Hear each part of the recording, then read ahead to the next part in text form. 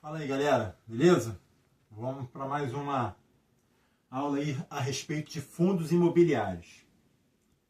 Recapitulando, abriu a conta na corretora, investiu lá no cofrinho, reserva de emergência, onde quer que seja, Tesouro Selic, Tesouro Direto, o que você preferir, desde que uma parte do teu dinheiro esteja na renda fixa. O segundo passo é o quê? Os fundos imobiliários. Vou tentar explicar aqui o que é os fundos imobiliários.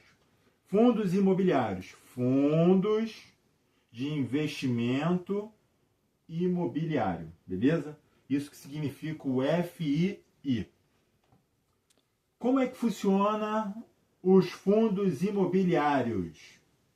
Tem lá um carinha e aí ele quer comprar um prédio, é um exemplo. Aí esse prédio custa 1 milhão. Ele não tem esse 1 milhão, então ele vai precisar de várias pessoas com esse propósito. Aí esse cara aqui, com um sorriso no rosto, é o gestor. Aí ele vai e convence esse povo aqui a investir para poder comprar nesse prédio. Então aí esse prédio aqui, ele vai ter lá, vai ser dividido em pedacinhos, que a gente vai chamar de cotas, beleza? E aí cada pessoa vai comprar uma cota desse investimento. Aí se o prédio vale 1 milhão e ele tem 100 mil cotas, ele vai precisar de 10 mil pessoas comprando cada cota R$10. Entendeu? Essa é a base. Aí esse cara aqui, o gestor, é ele que manda na gestão aqui do prédio. Por que é vantajoso você investir em fundos imobiliários? Por que é vantajoso para quem está iniciando a investir em fundos imobiliários? Vamos lá, vou tentar explicar aqui para você. Todo fundo imobiliário, ele 95% do lucro, ele tem que ser repartido para os cotistas, entendeu? E aí, o gestor, que fica lá com o cofrezinho, ele só pode reter 5%. E com esses 5%, ele investe em outros imóveis, ele faz com que esse negócio ele prospere. É dessa maneira que funciona aí essa questão dos fundos imobiliários. Então, o que você precisa saber? Que o fundo imobiliário, você quando compra uma cota do fundo imobiliário, você está comprando um pedacinho desse prédio. E aí o que acontece quando a gente tem um prédio e o prédio está alugado? O que os inquilinos fazem? Pagam aluguel. E aí todo mês, se você comprou uma cota desse prédio, R$10, é só um exemplo fictício, tá? Aí automaticamente esse fundo ele vai te pagar todo mês uma coisa chamada dividendo. Ele vai te dar lá 10 centavos de dividendo, entendeu? Então, a partir do momento que você compra uma cota do fundo imobiliário, todo mês vai pingar na sua conta o aluguel da sua cota, entendeu? Então, se tu comprou uma cota R$10, ela vai te gerar aí 10 centavos. Dependendo do fundo, tem fundo que paga um pouco mais, tem fundo que paga um pouco menos. Ah, tá, como eu vou saber qual o melhor fundo imobiliário eu devo comprar? Vou te explicar isso daqui a pouco. Uma coisa que você precisa saber é que o fundo imobiliário, o FI, ele geralmente é dividido em tijolo, papel. Beleza? Então, massacradamente, você vai comprar um fundo de tijolo ou um fundo de papel. Os fundos de tijolo, ele tem aí as suas subdivisões. Geralmente são galpões, lajes corporativas, prédios comerciais e até mesmo terrenos rurais, vamos dizer assim, entendeu? E o fundo de papel é a parte administrativa que empresta o dinheiro para que o empreendimento seja feito. Trabalha com essa parte burocrática, trabalha com dívidas, entendeu? E o fundo ele pode ser híbrido também, que abrange aqui as duas coisas. De maneira resumida é isso, tá, galera? Ah, tá. É muita informação para minha cabeça. Não é muita informação para sua cabeça, não.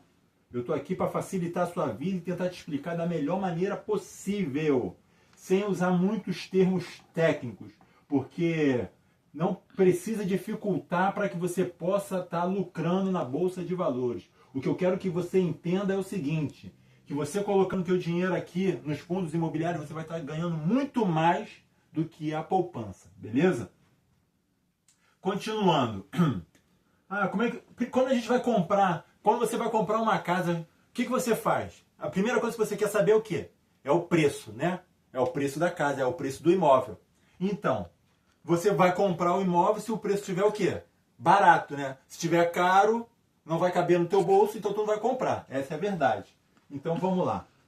Vamos supor, você vai olhar o preço, né? E como é que você vai saber se uma cota tá barata ou tá cara? Você vai saber da seguinte maneira. Existe uma coisa chamada P sobre VP. Entendeu? O que você tem que prestar atenção na hora que você for comprar? Se o P sobre VP for igual a 1, significa que o valor dessa cota está justo. Justo. Está um preço bom. Se tiver acima de 1, vamos supor que esteja 1,03 ou 1,3. Qualquer coisa acima de 1 significa que está caro. E se tiver abaixo de 1? Está barato.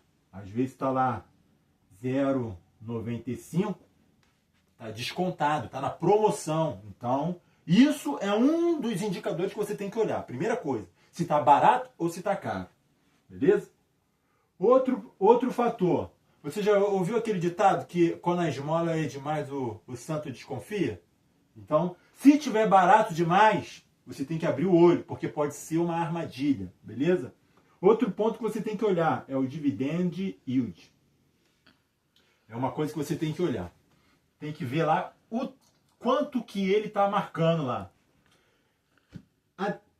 A média dos fundos imobiliários que são negociados, geralmente fica em torno de 0,7 e não tem um número específico para cima, entendeu?